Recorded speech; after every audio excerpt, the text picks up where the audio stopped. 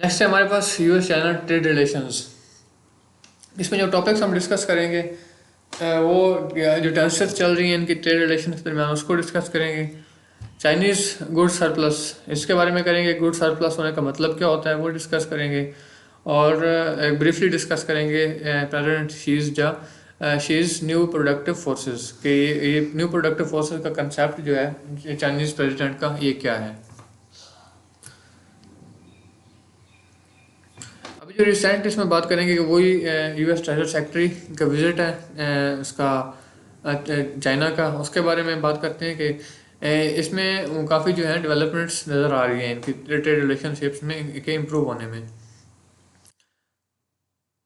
इसके अलावा जो प्रेसिडेंट जो है चाइनीज़ प्रेसिडेंट और यूएस प्रेसिडेंट के दरमियान जो है एक टेलीफोनिक कन्वर्सेशन हुई है, वो भी इस सिलसिले में कम्युनिकेशन चैनल्स को इम्प्रूव करने में और डिप्लोमेसी को बढ़ाने में ये उनकी एक अच्छी काविश के तौर पे देखा जा रहा है इसको।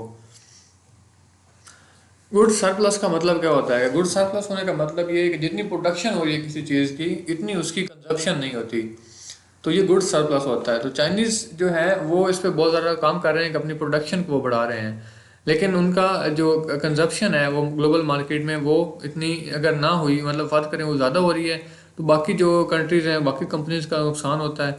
और अगर इसकी जो है कंजप्शन मतलब ना हो तो इसको चाइना को नुकसान है। तो इसके बारे में बात करते हैं। चाइनीज़ जो sorry US treasure secretary Janet Yellen, उन्होंने जो विज़िट किया उसमें 5 अप्रैल को उन्होंने ग्वांगझू में जो सबसे पहली जो इनिशियल मीटिंग की थी उसमें उन्होंने कहा कि चाइनीज़ जो गुड्स जिनके सरप्लस को इलेक्ट्रिकल व्हीकल्स में और सोलर पैनल्स में जो उनके सरप्लस हो रहा है इसको कम करने की ज़रूरत है। तो ये टॉपिक जो है ये डिसएग्रीमेंट का एक बड़ी वजह बन गया था ग्लोबल स्टेज पे भी, और अभी जो जस्ट प्रेसिडेंशियल इलेक्शंस हो रहे हैं नवंबर में उसमें भी ये जो है काफ़ी एक कंट्रोवर्शियल टॉपिक के तौर पे उभर के सामने आया है। तो येलन का ये जो विजिट है ये इस चीज़ को पे जोर दे रहा है कि बाइडेन एडमिनिस्ट्रेशन है वो कितनी कमिटेड है चाइना के साथ अपने रिलेशन को इम्प्रूव करने में। तो जो इसमें डिस्कशन की गई है वो अनफेयर ट्रेड प्रैक्टिसेस चाइना की, इससे अनफेयर ट्रेड प्रैक्टिस वो जो बता रहे हैं गुड सरप्लस वाला सीन हो रहा है उसके बारे में इसमें उन्होंने काफ़ी बात की है। इसके अलावा इंडस्ट्रियल ओवर कैपेसिटी के बारे में भी वो इसमें बात कर रही हैं। इंटरनेशनल मॉनेटरी फंड के मुताबिक चाइना की जो जीडीपी है वो 4.6 थी और लेकिन 24 में, और अभी ये कम होके 4.1 पे आ जाएगी 2025 में। तो इस सिचुएशन में चाइना को जो है बहुत ज़्यादा नुकसान के खदशात हैं और अमेरिका इसका फ़ायदा उठा रहा है। किस तरह फ़ायदा उठा रहा है कि वो अपने टैक्स सब्सिडीज़ दे रहा है और जो कह लें कि बाकी टैरिफ्स उनको कम कर रहा है ताकि उनकी जो है एक्सपोर्ट्स वो बढ़ सकें। इससे क्या जो बेसिक जो इसमें जो एक टॉपिक डिस्कस करते हैं कि अंडर कटिंग इफेक्ट क्या होता है, इसमें इतना वो क्यों कर रहे हैं, इसको टैक्सेस को क्यों बढ़ा रहे हैं। अंडर कटिंग इफेक्ट होता है कि आप जब आप किसी भी अपनी प्रोडक्ट की ऐसा प्रोडक्ट ऑफर करते हो जिसकी जो प्राइस होती है वो दूसरे प्रोडक्ट से कम होती है, तो मुखालिफ कंपनी के जितने भी जो हैं प्रोडक्ट्स वो बिकना बंद हो जाते हैं, उनकी जो है सेल बंद हो जाती है, कम हो जाती है। इसको कहते हैं अंडर कटिंग इफेक्ट। तो चाइना ने सबसे यही किया था, चाइना ने इसको इंट्रोड्यूस करवाया था कि चाइना ने जो बहुत कम कीमत की चीज़ें जो इंट्रोड्यूस करवाई थ्रू आउट द वर्ल्ड, इसकी वजह से बाकी जो मार्केट्स थी और इन यूनाइटेड स्टेट्स में, मैक्सिको में, इंडिया में वो ऑलमोस्ट क्रैश कर गई थी इसी वजह से। तो अभी जो यूएस है उस चीज़ से फ़ायदा उठा रहा है कि वो अपने जो है इसको ट्रेड पे सब्सिडीज दे रहा है, टैक्स कम कर रहा है ताकि वो भी अंडर कटिंग इफेक्ट से फ़ायदा उठा सकें।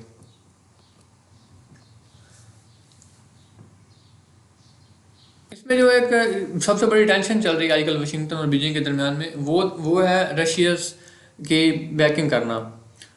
चाइना जो है रशिया को सपोर्ट कर रहा है यूक्रेन के कन्फ्लिक्ट में, और जो यूएस और उसके एलीज हैं वो यूक्रेन को सपोर्ट कर रहे हैं। तो ये बेसिक जो है कन्फ्लिक्ट के तौर पे सामने आ रहा है। इसके अलावा जो एक रिसेंटली इसमें जो मेजर्स हुए हैं वो जो बाइडन का प्रेसिडेंट शी को डिक्टेटर कहना और एक चाइनीज़ सर्विलेंस बैलून का यूएस एयर स्पेस में दाखिल होना फरवरी में, तो ये दोनों जो इंसिडेंट्स थे इनकी वजह से इनके दरमियान क्लैशेस जो है, टेंशन जो हैं वो काफ़ी बढ़ गई थी। अभी जो रिसेंट एफर्ट्स हो रही हैं तो ये वाशिंगटन की तरफ से एफर्ट्स जो हैं ये बीजिंग के साथ ताल्लुकात को बेहतर करने के लिए एक अच्छा स्टेप है। प्रोडक्टिव फोर्सेस, पहले चीज़ प्रोडक्टिव फोर्सेस कंसेप्ट क्या है। प्रोडक्टिव फोर्सेस का इनका ये कंसेप्ट से मुराद है कि जो अभी ग्रोथ हो रही है, इकोनॉमिक ग्रोथ है, उसको किस तरह से हम टेक्नोलॉजी की मदद से बेहतर कर सकते हैं। टेक्नोलॉजिकल इनोवेशन की मदद से हम किस तरह प्रोडक्ट अपनी इकोनॉमिक ग्रोथ को इम्प्रूव कर सकते हैं। अब इन जो टेक्नोलॉजिकल इनोवेशन जिनको फोर्सेस कहा गया है प्रेसिडेंट के मुताबिक, प्रेसिडेंट शी के मुताबिक इसको उन्होंने टेक्नोलॉजिकल फोर्सेस कहा है। ये फोर्सेस हैं जो इकोनॉमी की ग्रोथ के लिए काम कर सकती हैं।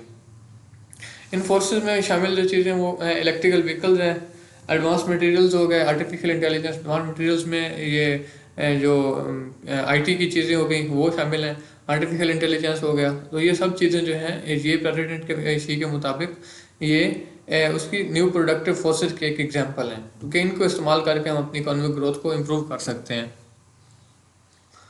अगर इन की वजह से, इन फोर्सेस की वजह से जो इकोनॉमिक एक्सपेंशन तो होगी, लेकिन अगर इसमें देखा जाए तो सिचुएशन जो है मज़ीद ख़राब भी हो सकती है अगर डोमेस्टिक कंजप्शन को बढ़ाया ना गया तो। ये वही सरप्लस वाली बात आ गई, गुड सरप्लस वाली, कि अगर आपकी प्रोडक्शन तो आप बढ़ा सकते हो, लेकिन अगर आपकी कंजप्शन ना बढ़ी तो ये सिचुएशन इससे बेहतर होने के बजाय मज़ीद ख़राब हो जाएगी।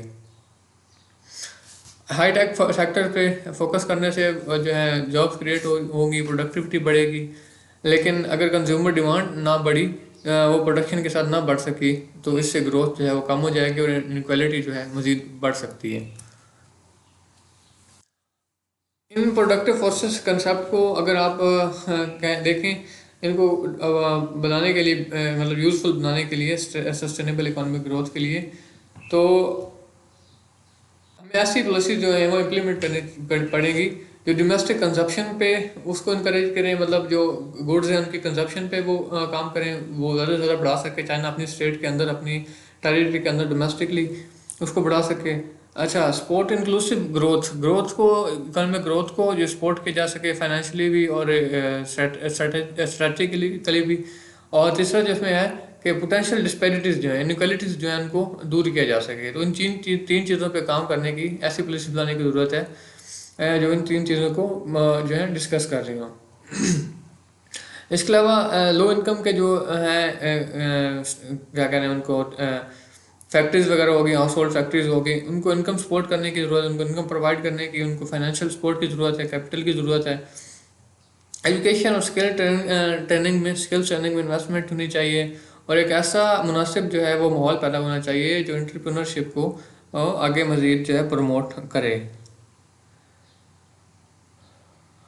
तो अगर दोनों प्रोडक्टिव फोर्सेस कह लेंगे टेक्नोलॉजी की, जैसे हम पीछे बात कर रहे हैं कि इलेक्ट्रिक व्हीकल्स हो गए, एआई हो गया, ये प्रोडक्टिव फोर्सेस हैं, और इनको और डोमेस्टिक कंजम्पशन को, अगर इनको दोनों को प्रॉपरली सपोर्ट किया जाए तो कोई भी कंट्री जो है वो टेक्नोलॉजी इनोवेशन के वजह से इकोनॉमिक ग्रोथ में बहुत ज़्यादा फ़ायदा हासिल कर सकते हैं। चाइना और ट्रेड इसके चैलेंजेस, उनमें जो कह लें तो बाइडन एडमिनिस्ट्रेशन जो है वो काफ़ी टाइम से इस चीज़ पे वो मतलब कर रहे हैं कि वो चाइनीज़ गुड्स पे, चाइनीज़ इंपोर्ट्स पे हाई टैरिफ लगाने की बात कर रहे हैं। तो अभी जो उनका प्रेसिडेंशियल रेस है उसमें जो कैंडिडेट्स हैं दोनों पार्टीज के, वो चाइना के खिलाफ एक जो स्ट्रिक्ट किस्म का, स्टांच किस्म का वो स्टांस रखते हैं चाइना, बीजिंग के खिलाफ। अगर आप डोनाल्ड ट्रंप, वो भी एक प्रेसिडेंशियल कैंडिडेट हैं, तो वो चाइना की इंपोर्ट्स पे तकरीबन 60% टैरिफ लगाने की बात कर रहे हैं कि वो अगर ऑफिस में आए तो वो 60% जो है इंपोर्ट्स में जो है टैक्स वो इम्पोज करेंगे इंपोर्ट्स पे। चाइना जो है वो अपनी मैन्युफैक्चरिंग को एक्सपोर्ट के लिए बढ़ा रहा है, तो इसके लिए उन्होंने बहुत ज़्यादा इन्वेस्टमेंट की है अपनी टेक्नोलॉजी इमर्जिंग सेक्टर्स में। और अगर ये इम्बैलेंस जो है प्रोडक्शन और कंजप्शन में अगर बढ़ता रहा तो ये चाइना के लिए, और चाइना के लिए भी नहीं बल्कि ग्लोबल ट्रेडिंग सिस्टम के लिए ये एक बहुत बड़ा ख़तरा जो है वो बन सकता है। डिप्लोमेटिक इंगेजमेंट्स जो भी हो रही हैं वो, उनमें तो एक तो हम डिस्कस कर चुके हैं कि चाइनीज़ प्रेसिडेंट शी जिनपिंग और यूएस प्रेसिडेंट जो बाइडेन के दरमियान एक टेलीफोनिक कन्वर्सेशन हुई 2 अप्रैल को, जिसमें उन्होंने आर्टिफिशियल इंटेलिजेंस के बारे में और नारकोटिक्स कंट्रोल के बारे में क्लाइमेट चेंज के इश्यूज़ के बारे में उन्होंने बात की। इसके अलावा ताइवान और साउथ चाइना सी के जो रीजनल इश्यूज़ हैं, सिक्योरिटी कंसर्न्स हैं, उनके बारे में बात की गई। अभी जो एक विजिट हुआ है ट्रेजर सेक्रेटरी जेनेट येलन का चाइना का, ये भी एक इसमें अच्छी पेशरफ्त है, एक अच्छी इंगेजमेंट है, डिप्लोमेटिक इंगेजमेंट है। तो ये सब जो हैं इस तरह की चीज़ें, ये यूएस चाइना रिलेशन के इम्प्रूव होने की तरफ इशारा कर रही हैं। एक जो मेजर इशू जो चल रहा है इनके दोनों कंट्रीज़ के दरमियान, वो है कन्फ्लिक्ट इन यूक्रेन के चाइना सपोर्ट फॉर रशिया। तो ये इसकी वजह से यूएस को बहुत से कंसर्न्स जो हैं वो सामने आ रहे हैं। इसके अलावा अगर देखें तो इसको क्या कंसर्न्स हो सकते हैं, चाइना को क्या कंसर्न है रशिया से, वो ताइवान की स्टेटस के बारे में जो है वो दोनों नेशंस के दरमियान काफ़ी क्लैशेस और टेंशन जो है वो पाई जाती हैं।